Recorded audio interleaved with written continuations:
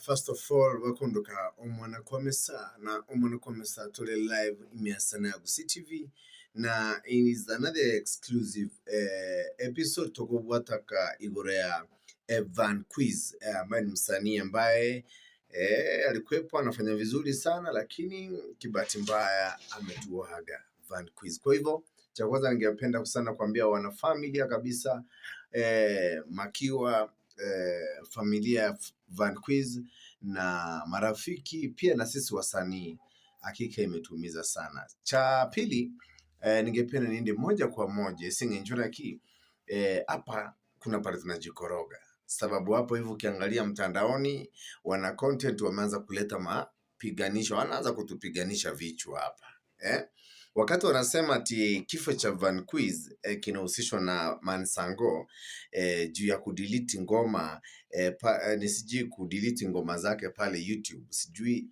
lakini kiukweli tuache maneno ya masingizio. Unajua kifo kikuja ikishafika basi ndio hivi ishafika na jamaa ametuacha. Kwa hivyo hatungekuwa na maneno mingi ya kulalamika ati mara Mansango, mara sijui nini, sijui kama si ngoma zake. Wakati alikuwa uhai hakuna cha mlifanya, na kuna mtu ambaye alitokelezea sana kumsaidia, lakini sasa ashaenda, tunaanza kuargue. Instead ya kumsaidia au tusaidiana na familia, jamaa aweze kufika peponi vema.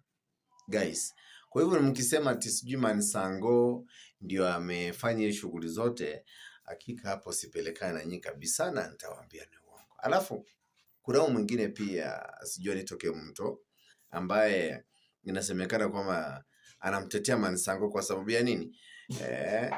Ni kama washakutana na wanajuana kwa vile ambaye ni short wanamaanisha watu ni wakorino wawili, lakini si tusimame na ukweli. Kudilitiwa kwa mangoma zako ama chochote kile akihusu na kifo chako. Kifo chako ni cha kawaida tu, hii mambo ya Mwenyezi Mungu. Kwa hivyo guys, haya maneno ya kusema Mansango ndiye anahusika na kifo cha Van Quiz tuachie hapo. Hasa hapo tunaanza kujipiganisha vichwa na si vizuri. Yaani kifo cha mtu isije ikafanya sisi ambao tumebaki tukakosana. Unaona?